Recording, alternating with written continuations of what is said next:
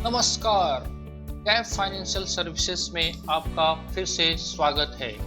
देखिए, हमारे सामने बहुत सारे क्वेश्चंस आ रहे थे, क्वेरी आ रहे थे कि सर हमने जीएसटी रजिस्ट्रेशन करा लिया, जीएसटी का रजिस्ट्रेशन तो आपने करा लिया, आपने व्यवसाय शुरू कर दिया, बट अभी आपके सामने दो सिचुएशन हो सकता है।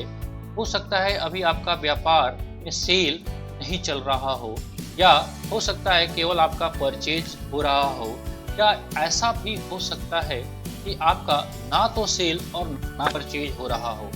अब रहा बात, क्या उस केस में आपको जीएसटी रिटर्न फाइल करने की जरूरत है या नहीं है। बहुत सारे लोगों के मन में कंफ्यूजन था कि सर मैंने जीएसटी रजिस्ट्रेशन तो करा लिया, बट अभी क्या है, मेरा काम शुरू नहीं हुआ है तो हमने रिटर्न फाइल नहीं किया। तो अगर ऐसा आपका सिचुएशन है तो आप ऐसा बिल्कुल मत करिए। हम आपको बताएंगे कि जीएसटी रिटर्न दोनों केस में, चाहे आप रेगुलर डीलर हो या कंपोजिशन डीलर हो, कैसे कैसे कब कब फाइल करना है, चाहे आपका सेल हो या नहीं हो। एक छोटा सा वीडियो मैं आपके लिए लेके आया हूँ। अगर हम बात करें तो जीएसटी रजिस्ट्रेशन जो आपने कराया वो दो तरीके से आप करा सकते हैं। या तो आप, पहला केस हो सकता है आपका, आप रेगुलर में हो सकते हो, रेगुलर डीलर क्या होता है मैंने आपको बताया हुआ है। अगर आपने वीडियो नहीं देखा है तो जाके उसको डिस्क्रिप्शन बॉक्स में लिंक दिया हुआ है, वहां से आप देख लीजिए। दूसरा हमारा डीलर था वो है कॉम्पोजिशन। अब देखिए सर, आपका चाहे आपका सेल परचेज हो रहा हो या नहीं हो रहा हो, फिर भी आपको रिटर्न फाइल करना जरूरी है। अगर मान लेते हैं आपने रेगुलर डीलर की तरह रजिस्ट्रेशन कराया है तो आपका रिटर्न जो है कैसे जाएगा, मंथली जाएगा। मैंने आपको बताया भी था मंथली जाएगा। और अगर आपका कंपोजिशन डीलर है तो आपका रिटर्न जो है क्वार्टरली जाएगा। ठीक है, क्वार्टरली का मतलब 3 महीने पे, है ना। अगर आप रेगुलर डीलर हो तो आपका 2 रिटर्न जाएगा। एक तो है जिसका नाम है, अभी के सिचुएशन में चल रहा है 3B, आगे रिटर्न का नाम भी चेंज होने वाला है। अभी हम बात कर रहे हैं, हम ये वीडियो शूट कर रहे हैं आपका जुलाई 2020 में। तो अभी का सिचुएशन हम आपको डिस्कस कर रहे हैं कि अभी क्या है। फ्यूचर्स में अगर चेंजेज होगा तो उसके लिए फिर से हम वीडियो लेकर आएंगे। एक तो है 3B और दूसरा है आपका R1। ठीक है, तो जो भी आपका रजिस्ट्रेशन होगा उन कंसल्टेंट से आप एक बार संपर्क में रहेंगे। 3B जो है आपका मंथली फाइल होता है, R1 मंथली भी हो सकता है, और कुछ केसेस में अगर टर्नओवर आपका 1.5 करोड़ से नीचे है तो आप क्वार्टरली में भी आप जा सकते हैं। तो R1 आपका monthly as well as quarterly हो सकता है, मंथली भी हो सकता है और क्वार्टरली भी हो सकता है। अब 3B जो है वो रिटर्न जो आपको फाइल करना है सर, वो आप एक एग्जांपल के साथ हम करते चलते हैं। मान लेते हैं आपका जून महीने का, जून 2020 का रिटर्न आपको भरना है, तो 3B कब तक फाइल होगा। आपका 3B जो फाइल करने का डेट रहेगा, नॉर्मल डेट जो है वो 20 तारीख है, 20 जुलाई तक। ठीक है, ये डेट में आगे चेंजेस भी होते रहते हैं, जैसे अभी प्रेजेंट सिचुएशन में चेंजेस भी चल रहे हैं, लेकिन अभी आप उसको ध्यान में नहीं रखिएगा क्योंकि वो स्पेशल केसेस है। नॉर्मल केसेस में जून महीने का रिटर्न 20 जुलाई से पहले होगा फाइल। अब अगर आपने रिटर्न फाइल नहीं किया तो क्या क्या काम हो सकता है। अगर आप, दो सिचुएशन हो सकता है आपका। एक तो हो सकता है आपका कारोबार नील हो, ठीक है, उस केस में क्या होगा, हो सकता है आपका कारोबार हो, है ना, यानी कि सेल का फिगर हो आपके पास।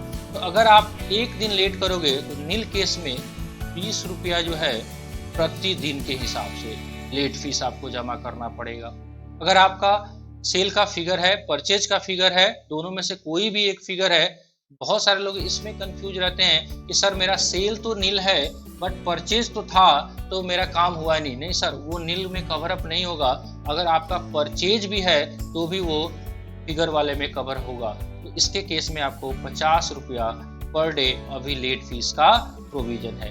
ठीक है, तो आपको जो कंफ्यूजन है कि सर मेरा कारोबार अभी शुरू नहीं हुआ है, तो माथे पे हाथ को रखे नहीं, आप अपना रिटर्न नील का भी फाइल करवाते रहे। आते हैं R1 के केस में। अगर R1 आपका मंथली पे है तो आपका जैसे जून महीने का रिटर्न है वो जाएगा 10 जुलाई, या कुछ केसेस में आपका 11 जुलाई।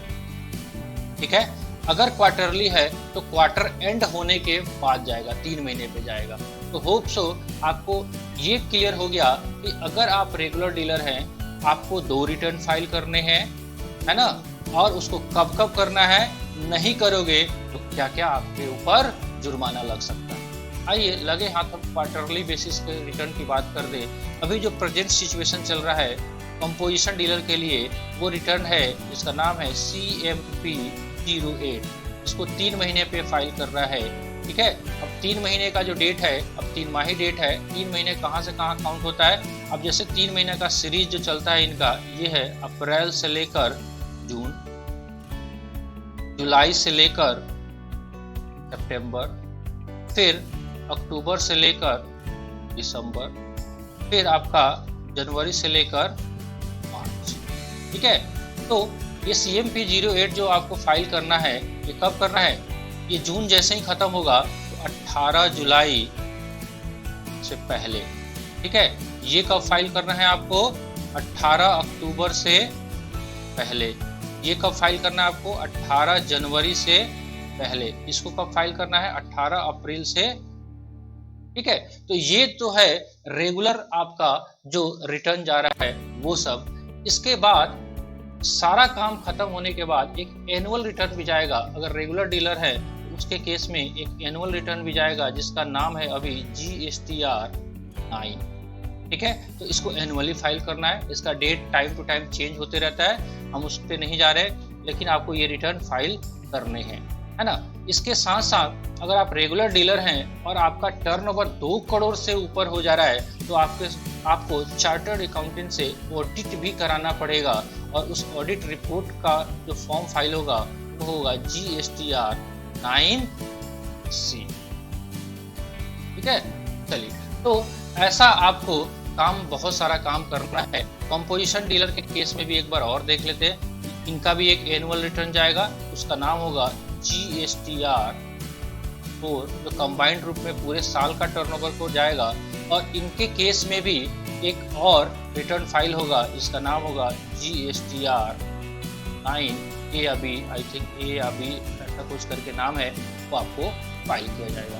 तो आपसे ये अनुरोध है कि आपने GST रजिस्ट्रेशन करा लिया है तो आप आराम से ना सोएं, आप इस ड्यू डेट को फॉलो करें और अपने कंसल्टेंट से, अपने प्रोफेशनल से, अपने अकाउंटेंट से, अपने CA से, अपने एडवोकेट्स के टच में रहें। और पिछले वीडियो में जो मैंने आपको चीज़ें कराई है उसको ध्यान में रखते हुए आप प्रॉपर रिटर्न को फाइल करें ताकि आपका पैसे का बचत हो।